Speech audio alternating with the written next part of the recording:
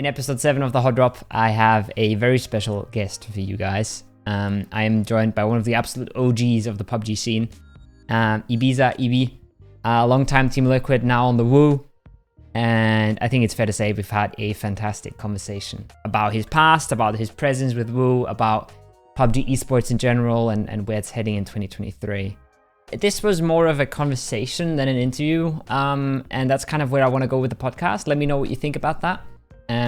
It's a little bit more all over the place, but Ibi also brought some questions himself, which was super nice, and we had way more of a conversation, way more of a chat going on. Let me know if you like that or not. I'm waiting for your feedback on this, and let me know what else you want to see on the Hotdrop. If you do like this content, make sure you're subscribed. That does help out quite a bit, and be ready for another episode during PGS. It's going to be hard to do, but I think we'll make it work. I'm excited to get that going, and yeah, no further rambling. Enjoy the episode. Welcome everybody to episode 7 of the Hotdrop, and today's guest, I don't think really needs much of an introduction. I think the first thing that comes to my mind when I think about OGs in this game is someone like you, Ibi. How are you doing today? Hey, what's up, guys? Hey, Ko, I'm doing good. It's a sunny day. I'm happy you asked me for this interview. I checked your previous ones as well, and they look pretty good, so I'm ready to get started. Let's go. I've been thinking a while, because I feel like almost everyone on your team is like a good interview guest or a good podcast guest, and I couldn't really figure out what to do. So maybe we'll have Nixie on, maybe we'll have Quizzy on at some point. We'll see in the future. But for now, Nix just bought a camera as well. Ooh. We tested it like 10 minutes ago. Yeah. So he's ready for it. I've seen him talk about the face reveal and stuff. Yeah. That's gonna be nice. That's gonna be cool. Yeah. I think so. I don't want to go and talk about all the long ago stuff that much. I mean, you've been really just here from the start. I think PGI 2018, all that stuff people remember. But the thing that I'm always really interested about is when people have been in the game for so long, is sort of that PUBG is not an easy game to grind, right? PUBG can be really frustrating. Ranked can feel really pointless. How do you deal with that? Are you still just enjoying the game every single day, or is it way more of a work type situation these days? It kind of goes in periods, to be honest. Even for like 2019, 2020, there was days where I didn't really want to play the game, and I was demotivated because the game was already kind of going downhill when it was just public games back then, and you were just like playing versus like people that were not as experienced, and it wasn't really enjoyable at one point anymore. Yeah. But yeah, it goes in periods. Like right now, for example, I kind of want to grind again, play ranked. I figured out, for example, that playing ranked in the evening is a lot more fun because there's more people alive, less cheaters. But I also just want to keep a schedule and play during the day. I wish I could just play in the morning, but it's kind of hard because there's not a lot of people online, and so you have to adapt a little bit, in this game with like when you play and blah, blah, blah. But it goes in periods, I would say. You have to figure out how to like use your time effectively, right? Because if you play in morning ranked every single day and you just get cheated on maybe 1 out of 4 games or something, it's just super frustrating.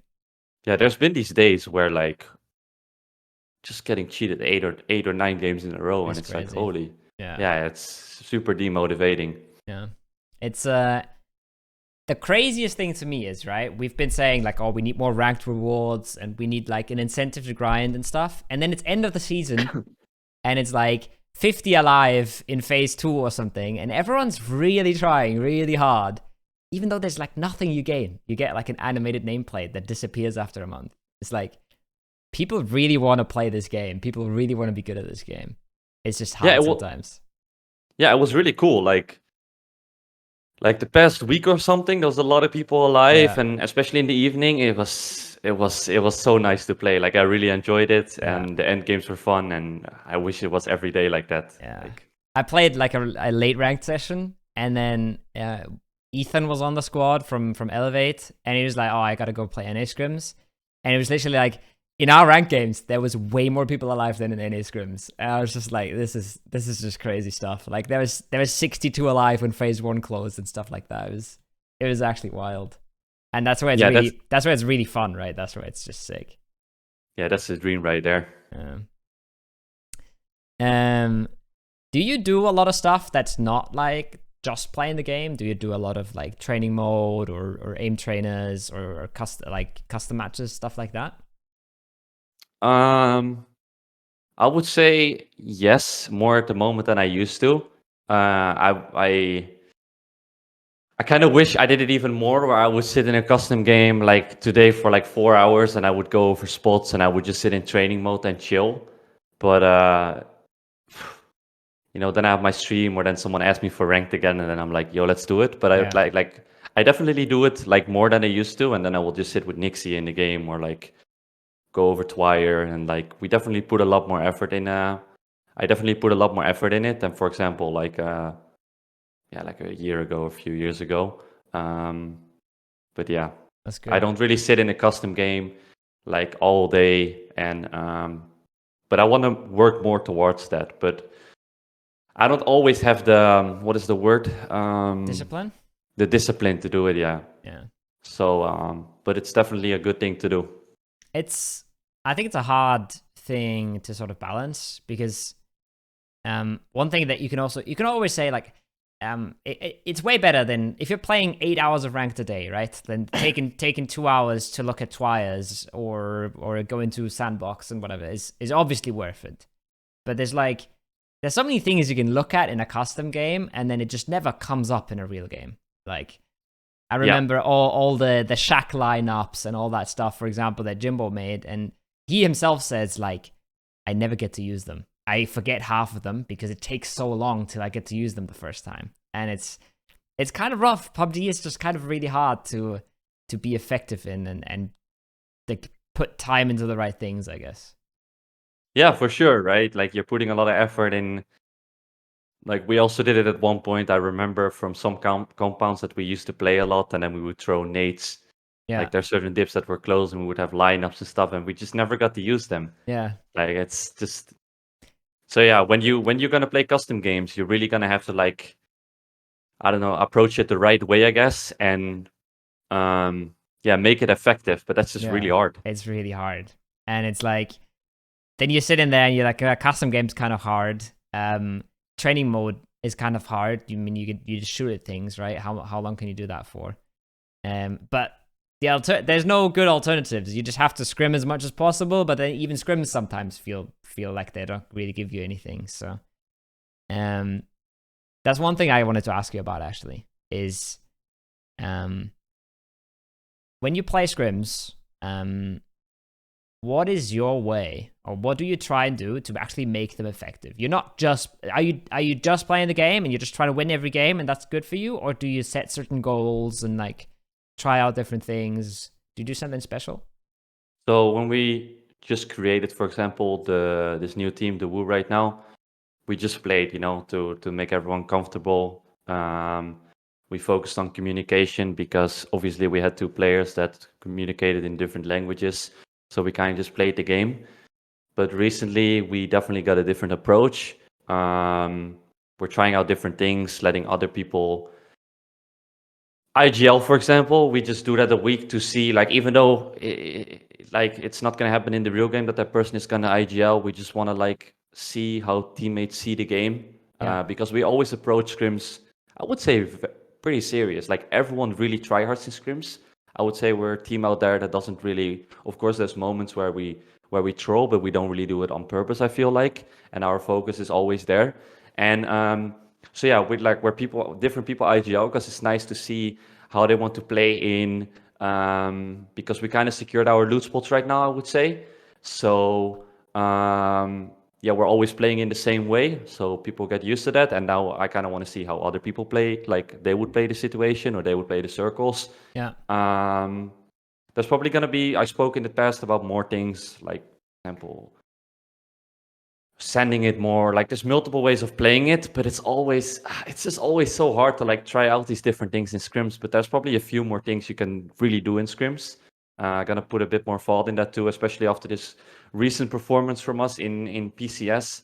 So yeah, we'll see. But this is kind of what we're doing for now, and yeah, just focusing on communication still and all these small things, and not double marking things, like a lot of small things where like the whole map is cluttered with marks and people don't remove the marker, like all these small things, just working on those things and keeping it clean. And there's so many small things too, because PUBG is so complicated, right? And then it's like yeah, you focus on one thing and it works for a few weeks, and then it kind of the bad habits maybe creep back in and stuff. There's so much small stuff you can focus on.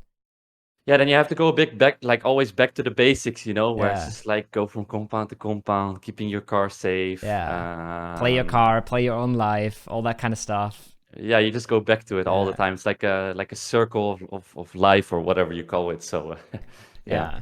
I don't think there's anything I've told my players more than to make sure their car is safe and make sure they're safe. It's like, like it's so obvious, but then when you're scouting all these compounds, you think about all these rotations, making a send, making a play for someone. It's the basics that sometimes get lost a little bit. Yeah, like your head, like especially when you're like a IGL kind of player, or like strategy wise, you're just thinking about all these possibilities all the time. And some people are better at that than others, and they will forget their car, and they will forget this, and they will forget that, and like it's hard. Yeah, there's also a thing that I think it was James that said it recently. It was like, for the IGL, if you're not the IGL, you probably should be on your car like 90% of the time, right? If there's someone like scouting into the zone for you and he's calling spots for you, you probably should be on your car most of the time. But then if suddenly you're not the IGL anymore, for him that was like, he had to learn how to be on his car all the time, because he's like always running around scouting new spots, and suddenly he's not on his car and he's not ready for the call when it comes. And it's just there's just so many things in PUBG that you have to like have in your head constantly, and it's just so hard. Yeah, for sure. Like it's a million things, It's the beauty of the game. One thing I'm really interested about, obviously, is how does wookie come into that? What would you say does wookie do for you guys? What is the biggest thing he brings to the team as your coach, for the people who don't know? The biggest thing that wookie does for our team? Yeah. I mean, it doesn't have the one biggest thing, but just like how he helps you. How he helps us? Is it more the helping you practice effectively? Is it prep for tournaments? Like, what would you say is what wookie does to the team? Because he played the game, it's easy. Like, I always like to ask his opinion, be like, yo, wookie, what is your opinion on this situation? Because he played the game, and I can tell that he understands the game, and he has a good understanding of the game. So like, I always like to have his opinion, so that I can actually ask him and debate about it and be like, yo, should we have stayed here? What do you think? And then he will say his opinion. Like we had a moment yesterday where he's like, no, you should actually keep that, because then you can play into this. So I really like that, because he understands the maps, he understands the game. So I think that, to be honest, I really like that, instead of that it's a coach maybe that doesn't really have game sense.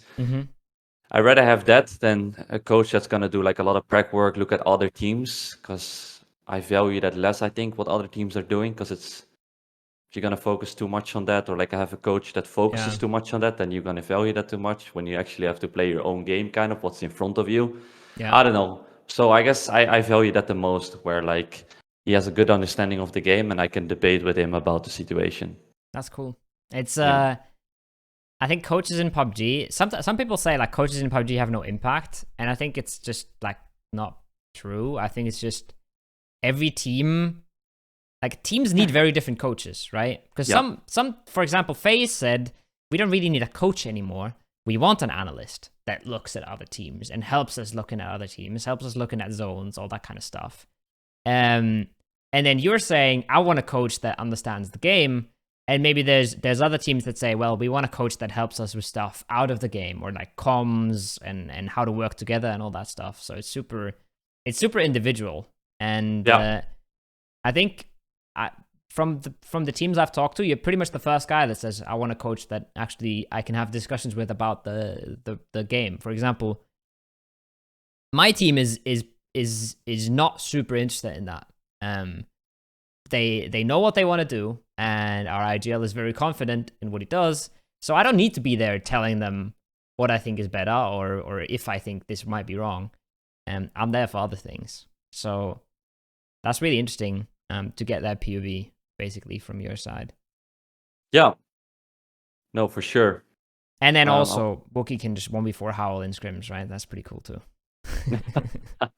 Yeah, that was a good moment. I like that. That was yeah, I mean, we also there was a period in our team, especially in the beginning, where like people were sick. I remember having COVID for like 2 weeks, and Wookie was just playing more than, he was just a team member at that point, and it was kind of nice to have him because he still, was be able to sub in and play the game, and it's nice.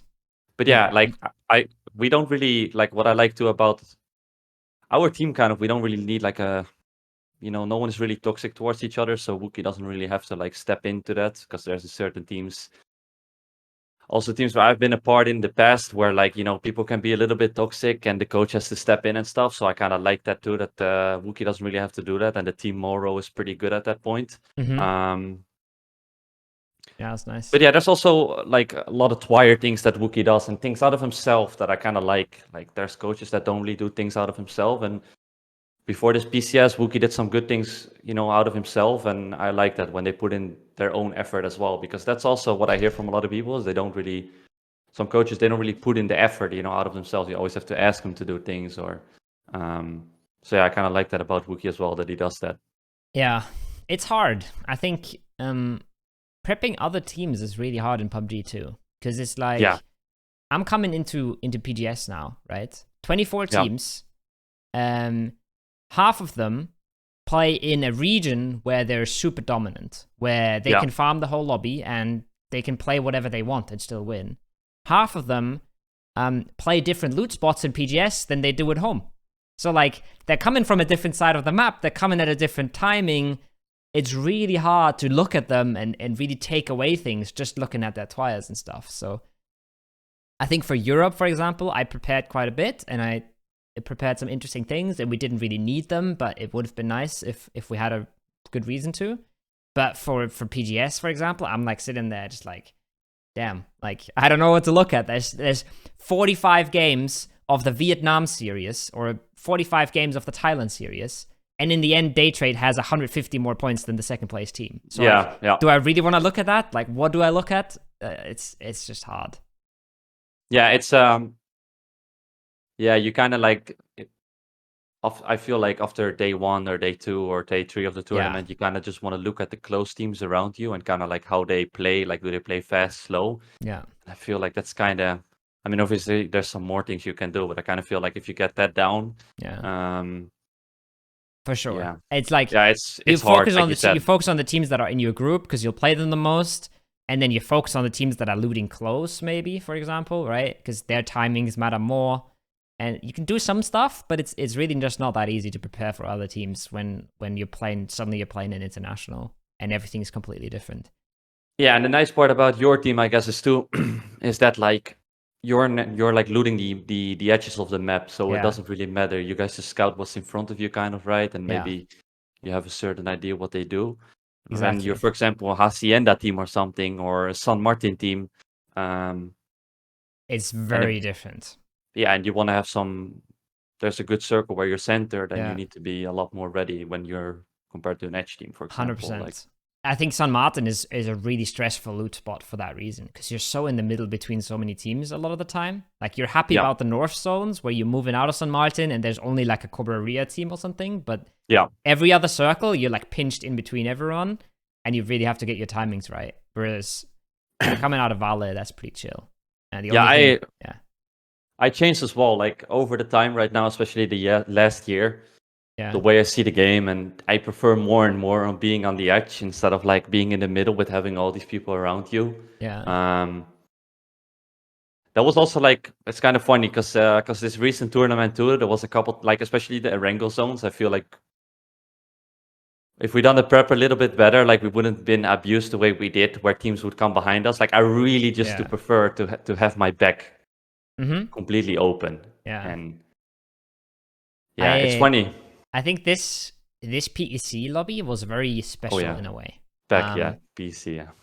Yeah, it's all good. Everybody knows what you mean when you say PCS. Yeah. It's like there's especially in the group stages and stuff, with After All still being in there. There was like a lot of very late edge rotations, like out of the blue, phase 3 and stuff like that. And then in the finals, you could see like there wasn't really a lot of teams sending center either. It was like a lot of people getting stuck on the edges and chilling. And Howl would just send center dip, and it was always free. They were always the only one there and stuff. So I looked at that a lot after like day one, and I was like, they're just getting so much stuff for free. Yeah. But like you said, we're an edge team. We're not just going to start sending center and hope that works for us just because the lobby feels like you can do that. You still have to play your own game. You still have to play what you're good at. So that's, I think, is really interesting because you said before, after day 1 or day 2, you can look at the teams and what they do, but they're also looking at what everyone does. So then suddenly you'll have a question mark that's suddenly sending center because they see that the center's free all the time, and your whole prep kind of goes out the window. So it's hard. Yeah, that's the hard part, you know. It's you can sometimes outplay yourself a little bit if you definitely if you think too much into it. I wanted to talk about this anyways. I wanted to talk about PEC. You guys did super well in the open qualifiers, which is not easy. Best of 6s are always scary, even for a good team. And then finals, I think it's fair to say you're probably not really happy with how that went. You probably expected more. I think I thought you'd maybe get away with more. What do you think were sort of the issues when it comes to the finals? So the issues is that like everyone probably, including myself, at least I got that feeling. I told them as well straight up. I feel like day 1 was alright for us, and day 2, it felt like people were just more scared to do things, or like, I don't know if scared is the right word. Like it was just, I felt like it was more quiet, and when things get more quiet in the team, I can kind of sense that like I don't know what's like. It's not going right if people quiet down. So for me as a player, when things get more quiet, or like the way I experience, if my teammates get more quiet, I feel like there's less confidence, you know? So like we're just sitting there, we're taking our spots, we don't really talk like what ifs, people are shutting down a little bit. I don't know if it's nerves, I don't know if people are just not focused, but it just felt like we were just not as focused or as confident as we can. And you know, we had some set plays, and like we've been practicing in scrims a certain way, and I feel like it kind of backfired in the real games too, where we got abused, where teams were suddenly behind us, we got more stuck, and we were less comfortable, and certain people were not taking were not as proactive, or like just all the, it was just a bunch of small things in my opinion that didn't really go well. And for me too, if I notice that people are talking less, I'm kind of like overcompensating in the wrong way. So like I feel like we suddenly have to do certain things when that's not really the case in the moment. I like it when people kind of talk and be like, yo, what if we do this, and I hear confidence from my teammates, you know, when they're talking and in their voice, and like, yo, I'm gonna take this to check already. And I feel like personally, I didn't really feel that as much, if you understand what I'm trying to say. So yeah, kind of like that, to be honest. What is It's kind of weird, because I feel like everyone, especially if I look at my 3 teammates, like I feel like everyone was really confident, especially in qualifiers too. It all went really. There was this one qualifier day where it kind of like best out of 6, where it didn't really go as planned. And other than that, I feel like everyone was really confident, and more confident in the qualifiers, even though the teams are less good, of course, but still. Then like when it actually, like, you know, in the finals, when everyone can relax a bit, okay, we made the finals, let's just play the game right now, and like we're used to. And yeah, I don't know, actually, like it was, we kind of choked, I guess you can say that. So I think you're not the only team. I think a lot of teams kind of choked a little bit, maybe because it's been so long since they played the last tournament or something. I think just what we saw from Navi on day one, what we saw from FaZe on everything except day two, for example, right? Like a lot of really big teams and some teams that have been together for way longer than you guys did also kind of just choked a little bit in these finals, which is why the scoreboard looked so weird at the end, I think. Yeah, and then if it's a best of 15, right, and you choke 1.5 day or something, you're kind of out of the running. And teams that just have two decent days and a great day, they can suddenly just be first. And it's just the way it goes. Yeah, and we had like the wrangle circles were pretty similar. Like 4 or 5 wrangle circles were pretty similar, and I feel like, I don't know if you remember, this is where like it was center of the map almost. Like there were 4 wrangle circles were the same, and I feel like we just choked these games completely. We got kind of abused by people coming behind us. We got kind of stuck. We were not really on the same page. Like in scrims, for example, too, we got our back more clear. It was just, yeah, it didn't really feel right. So like we didn't really gain a lot of points these games, and we didn't really gain momentum. And like, of course, we have like Nixie as well. He's he likes to talk a lot as well, and he was really sick. Like he was deaf on one ear, he had like ear infection, and he wasn't feeling well. And not that's like obviously like 3 other players should step it up, but like I don't know, this was just it was a kind of a weird weekend, and yeah, it's just nothing went as planned, So it sucks when you only get 15 games, like you said. And just gotta step it up the next one like more, So it sucks in the way that 15 games is really short, and like sometimes you can get a little bit unlucky, but it also really sucks when that was the 15 best games of practice that the Europe teams get, right? And other regions just play 40 games on LAN or something to qualify for PGS, and we just play so little in Europe, and it's actually just rough. Like you said, things work in scrims, they don't work in a tournament, but you have so little time to figure that out, and you have so little time to fix those issues, because now you're waiting 2.5 months for the next tournament or something. It's honestly it's really, really hard to just stay at the top level or get to the top level. I feel like this way. I maybe it could also be a thing, for example, that we played like, I can't remember like how many days of qualifiers, but let's say we played like 1.5 weeks of qualifiers, right? Yeah. These lobbies are completely different, so suddenly you get in the finals too, and then you have to make a change again, and you're playing versus teams that are better, that are filling up the gaps more. And I can't remember like how much time we had to prep, like the difference between the qualifiers. But sometimes I feel like it's just like nicer, to instantly be in like the close qualifiers. So you're just like, you're just scrimming only against the good teams. You didn't really play the qualifier lobby, so I feel like you're better prepared for the finals because you're more ready. You don't get used to the bad lobbies. You just instantly go into a decent one. Yeah, I feel like sometimes we get a little bit too used to like the worst teams. They're not really filling up the gaps that much. I don't know. It's just it could be an excuse or whatever. Like I don't really care, but like everything's hard. There's so many, right? Yeah, everything. There's so many factors, and I don't know what it is. Sometimes it's hard to point out what went wrong, or and. Yeah. I've been saying it's hard like 40 times this podcast already. But I mean, that's what you're saying as well, is like it's nice to only play versus the good teams, so you don't like get a wrong understanding of the game. You don't get used to too much space. But then also, there's always a chance.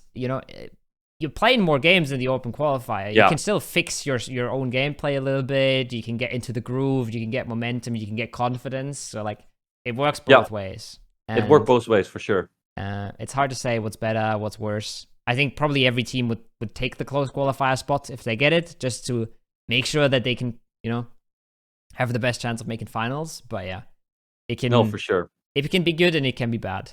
I remember a lot of the partner teams saying, not last year, but the year before it, when you were just invited to every final and then you play 20 games, 30 games in the final, and that's it. A lot of partner teams were saying like, we're not playing the game enough, right? Like we're getting invited to everything, but that means we never play. All we do is play finals. And it's just not good for our own game as well. So it's really hard to say what's best. Yeah, I remember that change as well. Like once actually remember Martin bringing it up and be like, yo, you guys should complain, like all the partner teams, you guys should complain. And then they actually like, they started playing the close qualifiers instead of being straight in the finals, right? Yeah. And I really like that change. It was at the end of the year or something, right? Was it last year? Yeah, end of the year. Start of last. I think PCS 6 was probably still invited, and then they changed it and went to the close qualifier format. Yeah. And I really liked that. So I was like, yo, this year is going to be a lot of games. Like they also going to be invited to close qualifiers. I like PCS 6 or 7 finals were always 2 weekends, right? I think. Yeah, I think, yeah. Yeah, so that like made me really hyped for this year as well, And I was like, yo, we're going to have like, it's going to be a good format, And then they changed it again and like only 15 games. But I mean, like all of the things too that I said, like it's no excuse. Like obviously I understand, like in these 15 games, you can easily perform. Yeah. And like we played the game enough and you understand like all these small things. And, but yeah, sometimes it's rough, Sometimes it's rough, so. Sometimes it's rough. I think overall, the format's pretty good. With the way that, for example, you get question mark and Polish Power, right? They get an invite to the last stage of opens, and then you have a lot of teams invited to the close qualifier. You have no one invited to the finals. You have an upper bracket and a lower bracket. Like overall, it's really good. It would just be nice to play more games, right? It would just be nice if the final was, I don't know, 20 games or 30 games or something. But yeah, I'm not sure. Yeah, to come real fast about that too. Like, I don't know how all the teams think about that too, because I kind of wanted to bring it up. Like, we got 11th this final, and I didn't really want to seem it like that we play bad only because of the 15 games. But I was just like wondering how the other teams are thinking about 15 games, because if everyone, of course, wants to have more games, we can probably ask for that, and it will probably happen. So like, I'm kind of curious, like what everyone thinks about that. I think it's partly a budget question. It's just obviously one weekend is way cheaper for PUBG to organize than 2 weekends. Yeah. But also, and yeah, I'm on the other side, right? We did really well, so I'm like 15 games are fine, but I'm obviously biased the other way around. But yeah, that's fine. If you think about the last game of this final, like I don't think we've had a final this exciting in a long time. No, it was insane. So. It's insane. And yeah.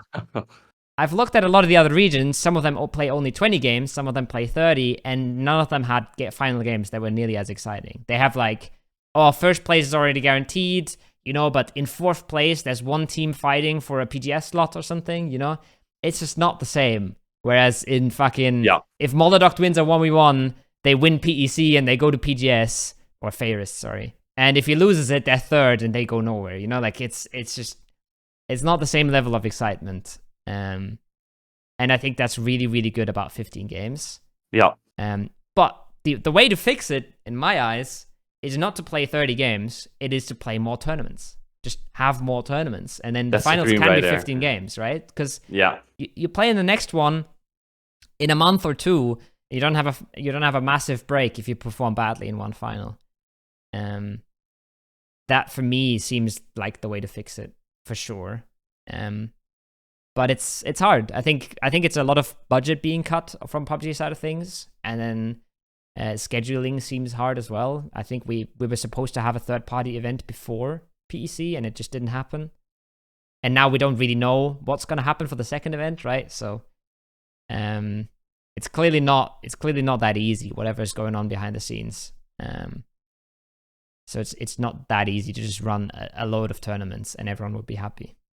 No, for sure. Like there's always a reason to, But like, yeah, the dream would be to have 4 or 5 tournaments in EU. Yeah, 100%. In a year. And I agree that 15 games is way better for the viewers. And it's always Europe, Europe is always crazy, I think, compared to other regions. Like everything is always so close here. And it was the craziest game too. Like I remember sitting there and just watching the game out on stream, and it was nuts. Like that end game was nuts. It's understandable why 15 games for sure is. We were sitting in the kill feed watching it, right? We died like 10th or something. We were staring at the kill feed. We were trying to track points and stuff, and it was impossible. But we were just like, even like, we didn't even know, even with the kill feed, we didn't even know if we made it or not, because it was so close. And then goddamn Howl gets a drop in the middle of the road, so they survive another zone, and I'm just like, holy. Oh yeah, they can play behind that box. Bro. Yeah, the stars align for Howl, you know. They get a booster tick, right? And 2 seconds later, the guy goes down to 1 HP after his booster tick. I'm just like, bro. Yeah, he killed one. He killed one too, he right? got the point. He got the deciding point. But even that, like, I cannot be mad at all, right? We were thinking we should be first because we were like 8 points ahead, and we got 4 points that game. And Howl lost 2 guys super early, and Exalt wasn't in the kill feed until super late. We were like, okay, we're chilling.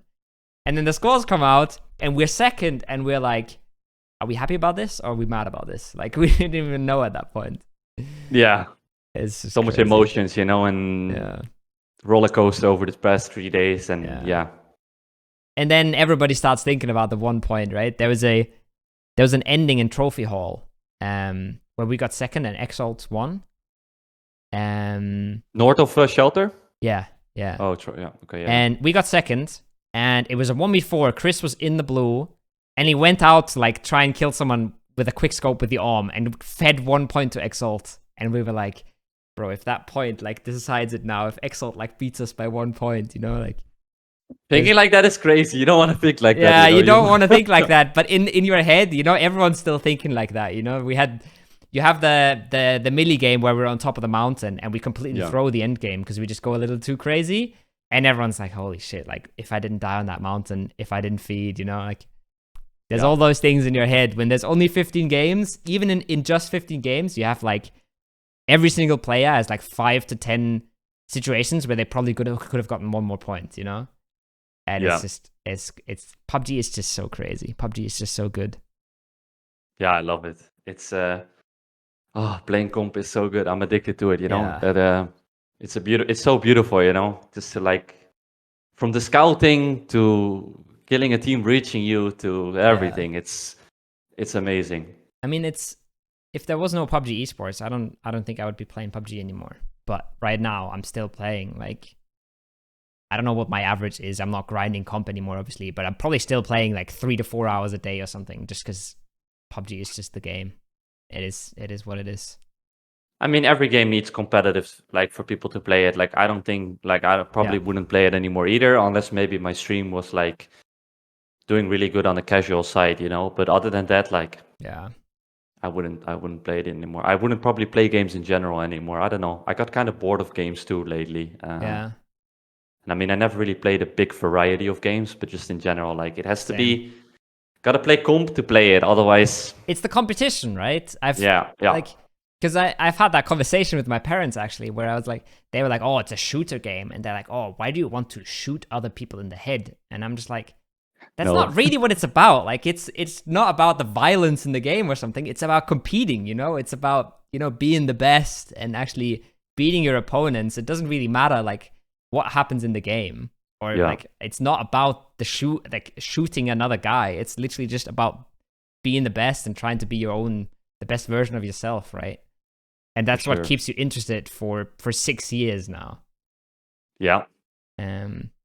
I think time flies. Do you sometimes think back and you're like, holy, like you're 26 now, you've played PUBG for like 6 years of your life. It was like, it's probably it's fair to say, right? PUBG has like been the center of your life for 6 years. Is that fair to say? Yeah, definitely. Yeah. Definitely. It's that's like 25% of your life almost. It's kind of crazy. Yeah. I sometimes think back about these times too. The other day, I saw like Dom, he was a photographer in Team Liquid, and he posts pictures, and I'm like, damn, I miss these times. And I kind of wish that I, you know, approached certain situations like different and like got more out of it, especially in like 2020 and like but you can't change these things back. But I'm still really grateful, especially for the Pro League too in 2019. I would say that was the best time of my life, and being around all these PUBG players, going out together, living in Berlin. It was the dream. It was the dream, and I'm happy that like I played that I played the game since day one back then. Yeah. And experienced that time when the game, like, you know, was like just full popping. Hype. Full hype. Berlin, PGIS, you know, where like we had people watching and it had a lot of viewers on Twitch. Like, I'm really grateful for that time, and I wouldn't do anything different back then. Yeah. Everybody's just kind of hoping that it comes back. Everybody's just hoping that we get that hype back up. I hope that PUBG 2.0 comes out one day, and because that's one thing too, is that like people don't know how complicated this game is, and everything looks so silly on stream, and the majority of people in the gaming like industry thinks this game like they don't understand anything and they think it's stupid and it doesn't require anything or like game sense or it's so in depth and it's like, oh, you know, at 1.2, like, yeah, let's keep it at that, you know. I think it is by far the best battle royale that is out there. I've worked in Apex for a little bit. I've looked at Fortnite a little bit. They're very different and they're good in their own way, but PUBG is just like the amount of strategy, and we complain a ton, right, about balance and mechanics and bugs and everything, and it can be really harsh. Like, it can really just fuck you over completely. But overall, I think it's still like the best experience from a battle royale. It's just getting that across to the viewer is really hard sometimes. Incredibly hard. Yeah. It's rough. We have a lot of I'm a little bit concerned too for what PUBG esports is in the next few months after PGS, because after playing Vikurvi now and having the emergency parachutes in, having the gliders in, some of it is super cool. I think the smoke launcher is really cool. The foldable shield, you know, there's really good additions, and I think it's good we get new maps, but like some of it is just like a clown fiesta all of a sudden. And I don't know if that's, do you think that's a meta that's like going to settle and it's going to be normal it's going to be good PUBG esports again, or you think it's just some mechanics are just going to stay like stupid, for lack of a better word? So when I just saw this patch too, I was like kind of tilted because I saw like they're adding 2 maps or 3 maps at the same time. Yeah. It's just a lot at the moment, right? Like they're adding 2 maps, they're adding the balloons, they're adding this. Like it's a lot when we rather see it come over time, like slowly. 1 map, 100%. first they go. Yeah. Half year later, blah blah blah. But that's not the case again, you know. You know, PUBG is like, yo, boom, take everything, do whatever you want with it. Yeah. Hard to say. This is also first Recurvy that we played this week, and what, like, real fast, what map do you think is better, Tego or Vikendi, or you can't say it yet? I honestly, I'm not qualified to say it yet, I think. It's hard. It's really hard. I think they both have their own weaknesses, and I think neither of them is as good as Erangel and Miramar, which is obvious, I think, because Miramar and Erangel have had so many reworks. But I would probably, I don't actually know. I think I'd go Vikendi, but I just can't say it. I think I'd go Tego, but I just can't say it. Tego is the one that looks better, but maybe that's just because it's a little bit more like Erangel, you know? It's a little bit more what we know. Tego has the problem with tons and tons of water in the middle. Vikendi doesn't really have that problem. But we also haven't played Vikendi with land ratio yet, so we've had really crazy circles in Vikendi too, so it's really hard to say for me personally. Yeah, and we already played Tego a lot more in ranked, and actually, when we played it too in Vcurvy, I was like, okay, I actually kind of know the map actually better than I thought. You know what I mean? When you put a little bit of thought in it. Yeah, it's hard to say yet too. I'm not 100% sure yet. I think so far I enjoyed Tego more, but it was only 3 games, right? So I have to play a few more weeks to because there was a Vikendi certain games where it was really open and stuff, but maybe, yeah, it's just hard to say. I think that's the main problem with Vikendi, is the insane open spaces in some areas. Yeah. But I think it just doesn't have some problems that Tego has, right? Like, yeah. I think the water in the middle is a big problem. Yeah. I think Tego is much smaller than it looks because there's so much unplayable on the edges and stuff. And then, for example, Tego, one thing that I noticed that's really messed up is almost every compound has like an outside wall. Every compound is an Alamo. Every compound is really hard to crash. It's like castles. It's literally like, they're squares. It's insane, yeah. On Erangel, you have like a few compounds you can call god compounds. And on Tego, like every second compound is a god compound. It's just... And that combined with a lot of open space is really, really rough. But yeah, I'm super happy we get new maps. I think that was a long time coming, and I think we probably should have had Tego in ranked in comp like a year ago at least, because it's been in ranked for what, like 1.5 years now or something. I think it should have come. I just think it should have come to comp, and then we could have talked about it. We could have like maybe gotten like given feedback and maybe gotten some changes or something. I think it's just absolutely wild how everything is like boom, just didn't change anything for 2 years, and now we're changing everything. I think that's just crazy, and that's just gonna feel weird for a few months, I think. No, I agree. It should have been like a year ago already in. And I was also a little bit like, when I saw the patch notes, the emergency airdrop and all these things, I was like, okay, I don't want to have this in the game. But recently I've been changing my mind a bit too, and I'm like, okay, let's just do it. And, you know, it just needs balancing. I think it's mechanics that can be in the game. They just need to be balanced. Because right now, there's so many emergency pickups, right? And you can use them from zone 1 onwards. Like, you can literally have a shitty Hotdrop in Yasnaya with Howl for a year, and then you just pop your emergency parachute, you go to center, and you pick whatever you can get, right, out of your parachutes. And if you get gifted, you have a really good game. Like, it doesn't feel like there's tons of strategy and like skill involved in that. But I mean, I feel like when you're giving up everything, right? You're not gonna have any vehicles. You're just gambling. You're just hoping. You're kind of gambling, yeah. You're kind of hoping. So I feel like that kind of balances out. I think it's really hard to say. Also, I'm not trying to say it's overpowered. Yeah. I'm just trying to say it's stupid. It's not like it's not a very skillful mechanic, I feel like. We had a game yesterday north of Severny, right? Or like north of shooting range. Yeah. And BBL is playing the single orange house west of the ridge, towards the beach. The single, like the double bulk. And win or die, 4-man emergency parachutes onto them. They kill them, and one of us emergency parachutes onto them, knocks one, and we go kill them. And it's like, there's nothing they can really do, because people are just landing on their roof, and all of a sudden you're like playing around a house, but then there's a guy on your roof, and you just have to go get inside. You're gonna don't get utiled and stuff, and it's not like they can't do anything against it. It's just it doesn't feel like PUBG to me. It feels like just so strange that you can just parachute on someone's head. Yeah. And completely change the flow of the game all of a sudden. Yeah.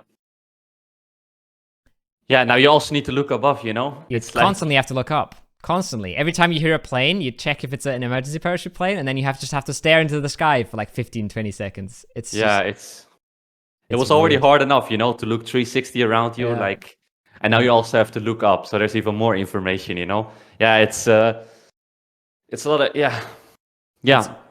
it's wild. We also, I mean, I'm just bringing up stories from our games from Recording, right? Yeah. But that's all we have for this patch, and it's like, we get bridge camped in South George. We kill 2 of them. The other 2 emergency parachute out of South George into wherever we don't know, because we're fighting, so we don't know where they are. And then 10 minutes later, we pull up into police in North George, and there's just 2 guys riding in there. But they don't have a car. We can't see that car. They haven't opened any doors. They just parachuted in and ratted there. There's nothing we can do about it. Like, we just lose a player for it because they emergency parachuted. It's not like we have any counterplay or anything we can do against it. Yeah. I don't know. I'm a little bit concerned. We'll have to see. Gliders as well. It's like, you're playing a position, you're playing a wide split. Suddenly there's a glider above you that can just call out every single one of your locations to his team, right? And you lose so much control just because there's a dude in a glider just floating above you, just live marking, which is a new thing, by the way, as well. Live marking your position constantly. I don't know. Wait, live marking your position? I think that's just because they haven't done esports mode for Vikendi and Tego. That's why the live markers were in. Live markers. Oh, like that. I get it. Yeah. That was, I think, in Vikendi and Tego they were in. But we had gliders, by the way. We even had them in. We even had the live markers on Miramar yesterday. So I'm not sure if they're just in esports now. I hope not. I don't want to have these. I think they are. Because there was a few situations where we didn't have them, but I think that's just because they were like bugged or people put bad markers down. And I think that would be terrible if they put those into esports. But they put them into ranked, and they want to make ranked like esports, which is a great thing overall. But that would mean live markets in esports as well, which is like not great. Yeah, it's a lot of things at once. So yeah, and I could already see the teams yesterday too that were like, I think win or die. Yeah, they were using them a lot. Ruse and gliding. Like a lot of people are experimenting things, and I feel like they're all like. I feel like for some reason it's going to be pretty balanced, because I feel like you give up a lot to use these things, and I feel like it's easy in scrims and in this type of tournaments for people to do things, but as soon as things are actually like on the line, like playing another finals or something, then I feel like people are more scared to do certain things, and like it's gonna get less crazy. I can see that for sure. Yeah, I think so. Yeah, it has ups and downs. I don't know. We didn't really have that much experience too, where like people were landing on us with the experience, like with the parachutes. Like we used it twice, and it was nice for us. But I don't know. We'll see. I think you just lose a ton of information, because people don't have to drive anywhere anymore, right? Like if someone just parachutes in, that is way harder to track for you than a car driving somewhere. Like we died to a solo, for example, that just emergency parachuted to the bottom of Everest, and we had complete control over the area, and there was no car there. So we think, okay, there can't be anyone here, but he just emergency parachuted 5 minutes ago, and so we never saw him. And a lot of stuff like that. But I agree. I think a lot of things are going to balance out. The one thing that I think will not balance out is the flare gun, because that's just, there's nothing you do against that, right? If someone gets a flare gun and they get the phase 2 on their compound, they shoot it, they get a free drop. I think that's just not a mechanic that should be in esports at all. Oh, that's also in. I didn't even think about that yet, to be honest. Yeah. Wait, are smoke guns in, by the way? Smoke launchers are in. Smoke launchers are fantastic. We haven't been... Are they on all the maps? Or... I think so. Yeah. Okay, yeah. I think they're one of the best additions. I think everybody wanted them, and now they're here, and I think they're great. But the like flare guns and the Tago drops are just not great, I think, because the team gets drops on Tago. They have like three helmets and 2 or 3 drop guns, and it just becomes a million times harder to fight that team. And 3 P90s. GG. Yeah, P90 is just, it's over. Yeah, I had that P90 too the other day in the game. It's yes, it's way too good. It's wild. Yeah. It's scary. For me, it's scary. I just love PUBG so much, right? I'm scared of changes, because they might make it worse. I kind of had the same thought process as you as well. Like I'm also like kind of scared of changes, and I like to, when things are good, why change it, But I'm kind of more and more open for it as well, and I will just. We'll have to make it's gonna happen anyways. Yeah, it's gonna happen anyways. So like, just open-minded, and we'll see where it goes. Yeah. But I'm the same as you. Like I'm scared for changes, and I have a very like I have a very the way I see the game. It's like very much like Arango Miramar rotations. And with vehicles, and how do you call it? Like a very static way of seeing the game. Yeah, you're kind of set in your way, right? You know what PUBG is, and you do the same kind of things. Yeah, exactly. And you like the way it is. You don't want it to I like the way it is. Yeah. Same. But yeah. Same. So I just think PUBG is already beautiful, and I think PUBG is already pretty random, even without those mechanics. So I'm not the biggest fan, but I think we need change. I think more maps was really needed, and it's cool that we have like a smoke launcher. It's cool that we have a foldable shield. It's cool that we have more guns, right? I think the MK12 and the Ace and stuff are good additions. I'm not sure if the MK is maybe too strong, but I think it's just a good, nice meta change to have some new guns in the game finally. Yeah, for sure. What do you think about the blue zone grenade? I think it's too strong. To me is like, that's wrong. I feel like a blue zone grenade is just, I don't want to have it in the game. That's the only thing I don't think I want to have in the game. I think because it takes away, like when someone is behind a tree, right? You need to throw your util good. Yeah. You don't anymore with a blue zone grenade. Yeah. With a blue zone grenade, you literally hit the tree or something on the front of it, and it's just like, or like even close range, and it's fine. And it's that shouldn't be in the game. A blue zone grenade should not be in comp. I think it's that. In a building, it's the same thing, right? If you want to molly someone out of a building, it's really hard to hit the molly on the right spots. You have to hit the right flash if you want to clear him, all that kind of stuff. Completely taken away if you have a blue zone grenade. You just throw a blue zone grenade in there. You can even stack them on top of each other. They do double damage, which I think is crazy. And you can just follow it up with a nade, right? If they're healing in the blue zone grenade, you just throw another nade behind it, and they're insta dead every time. Can you out heal it? I don't think you can even you can out heal it. You can out heal it. It's obviously different if you're on the edge of it versus on the start. If you're in the center of it, right, you're in for much longer than if you're on the edge of it, because it has that animation where it blooms and then comes back. But you can out heal it. But also it weighs way less than a frag grenade. Right, it's 23 versus 27. So you can carry 5 blue zone grenades instead of 4 grenades, and I think everyone's always going to do that. Everyone's always going to go for blue zone grenades. I mean, you got the UAZs too. You can just It's crazy. Yeah, I think they're gonna. I would assume they're gonna make them heavier, and that's gonna help a little bit. But you're 100% right. Like, it just removes a little bit of the skill. It just takes a little bit of skill out of the game, like the P90 does, in my opinion. Because that shouldn't be in the game. The other drop guns, like a Groza, is nuts, right? But it's a hard gun to control, and it's strong, and it's hard and strong, kind of like the MK. It's hard to shoot, but it's really, really strong. The MK14, and then the P90 is super strong, and it's also super easy. And I think that those two just should never go together. I fully agree. Cool. I have some rapid fire questions for you. All right. Where you just fire out the first thing that comes to your mind. Don't think about it too long. Doesn't matter what you say. And yeah. So first, best AR in the game.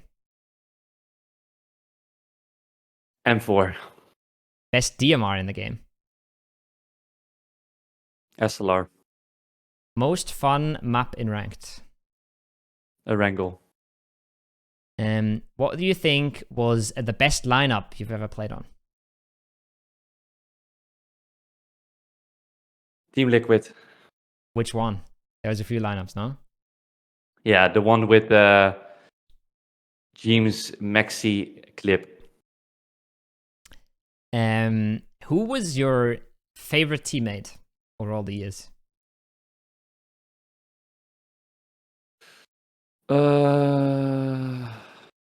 Probably Jimbo. What would you be doing if you weren't playing PUBG? Good question. I don't know. What is your biggest strength? I think my vibe in the team. And I feel like the way I see the game nowadays. What is your biggest flaw?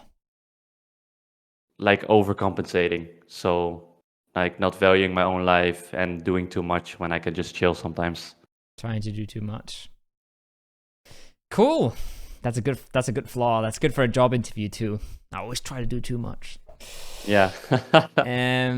Like nice. Overcompensating in the wrong way, Yeah, like it's no good at all. So forcing things is very often not good, even when you feel like it needs to happen right now, and when you have to force it, might be bad. Yeah, it's really bad, I wish I could chill, but I don't always have that in me, All right, I have one last one that I just came up with. Who's winning PGS 1?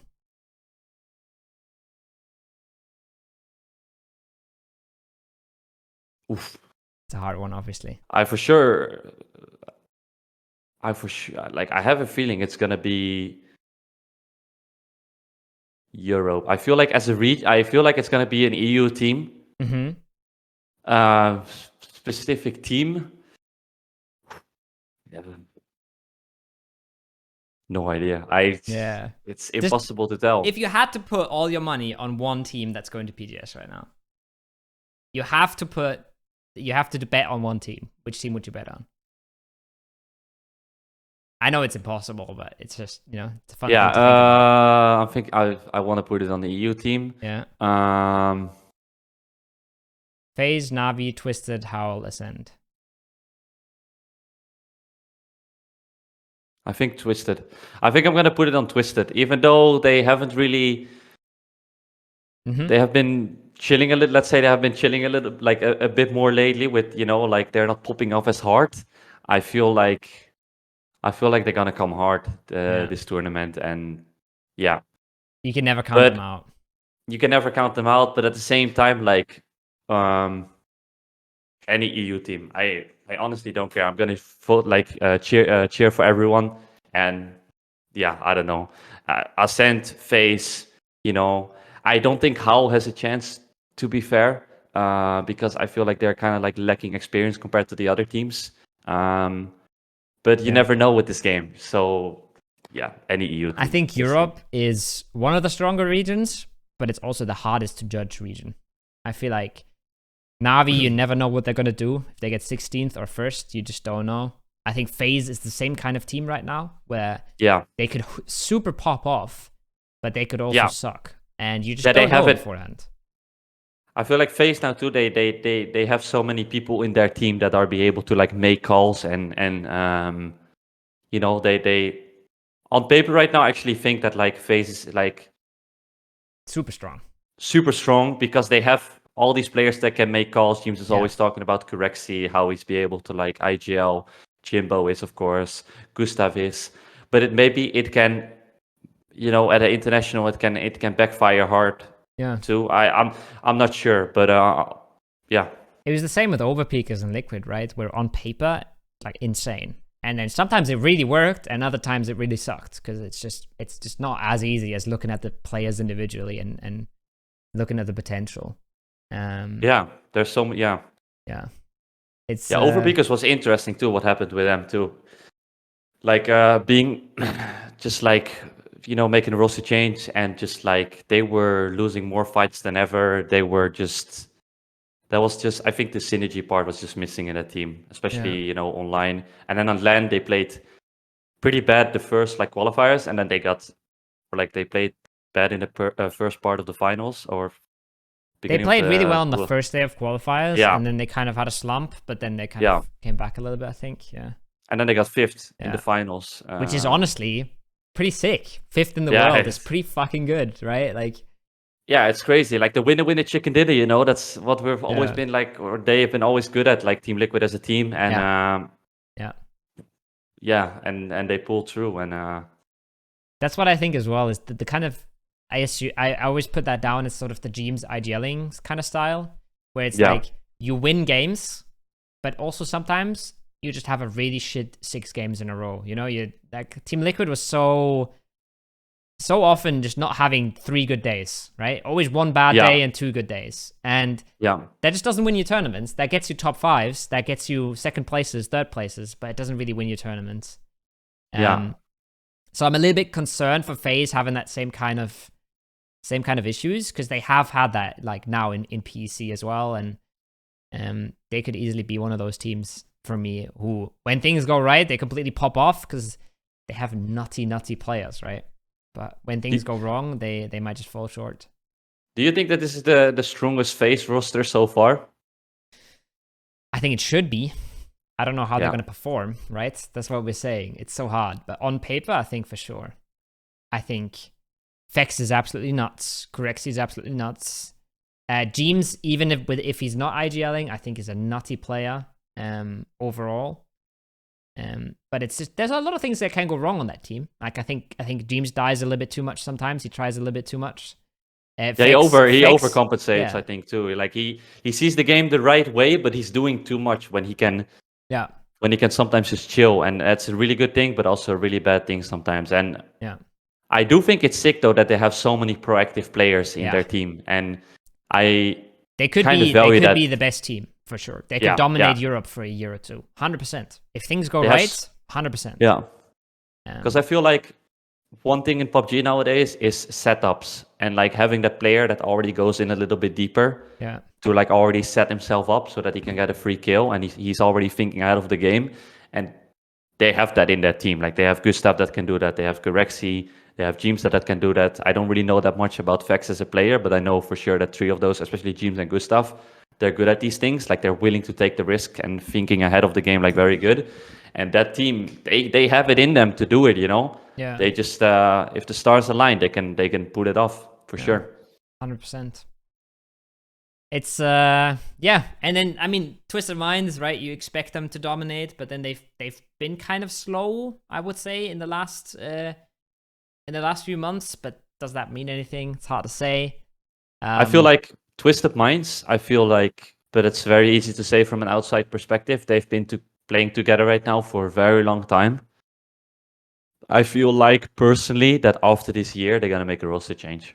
I don't know who it's gonna be, but I feel like it's not necessarily because someone is playing bad, or maybe it is the case, but because they need something new. They need a change up.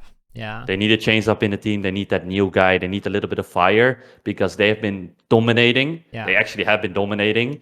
Even at internationals, extremely consistent, but I feel like they need something new for themselves. I can see that. 100%. It's very hard to not get complacent, right? When you've been together for so long, you've done all these things 1,000 times. But who knows? Maybe, you know, maybe Tego and Destin are the change up that they need, and maybe they get back into putting in the most work and being the smartest on the new maps with the new mechanics. Could be a thing. I got one more question. What do you think about Soniqs? Soniqs are really hard. Soniqs are really hard to judge. I think I made a tier list. I think I put them in C tier because I think they can, on a good day, they could still be a top 5 team. But I'm just not a believer. I don't know. They don't seem super convincing in NA. They haven't been convincing at all in internationals, but they've also kind of griefed themselves with loot spots, right? You have experience with that too, where a loot spot can completely ruin a tournament for you. Yeah, it's a very bad thing. I feel like to first of all loot the middle of the map because you're so you're also so small that you get it at internationals, and the way you see the game is just you can't improve from Pochinki Pecado with the way you see the game, in my opinion. You need to. You're playing very simple PUBG. You're playing very simple PUBG, and it's not good for long-term PUBG to play like that. I feel like if they, I think they're scared to leave Pochinki Pecado to an NA because. Which is weird to me, but I think they might leave as soon as they qualify for PGC. I could see them doing that. Yeah, I mean, it makes sense that they stay there because they are really good in their own region. It's like people are kind of scared of them. They have a lot of space there. They can do whatever they want. They're really comfortable. Of course, they're not going to give it up. But I feel like if they want to look further, they want to improve as a team. They should just get Shuma, for example, in NA, and they should get on Erango, for example, they should loot. I don't know what is good, like a South George or something, or Mill Tower. I think that will improve them big time. But I'm not sure too how H-Wind or IGL. I feel I'm not sure how he sees the game still, and I thought they were gonna make a change too after this last year, and I can see them even more than Twisted Minds. I can see them making a change after this year, especially if they don't do well. Because it felt like as well they had a lot of conflict in the team on PGC. Oh yeah, with the interviews, yeah, and it's not like the team is broken or anything. I don't think by any stretch, but it felt a little bit like they have sort of a 2-2 sort of mind mechanic going on where there's a bit of two sides of the team that think very much alike, and then the other two think a little bit differently. And breaking that up could be really nice and sort of bringing in a few fresh starts. But then the question is how do you do that, right? What's the right what's the right move? Exactly. Who do you actually take from the player pool? I feel like there's no IGLs too. There's no IGLs in NA besides these. Maybe I don't. That I mean, it could be a really interesting challenge as well if they pick up, let's say, I don't know, Elevate IGL or something, right? And they just try and play the game completely differently. I think that could be super interesting. But then I think there's an issue that we've had before I joined on Acend is you pick up, you're the team, right? Soniqs and LG, they're the NA teams. Super dominant, super respected.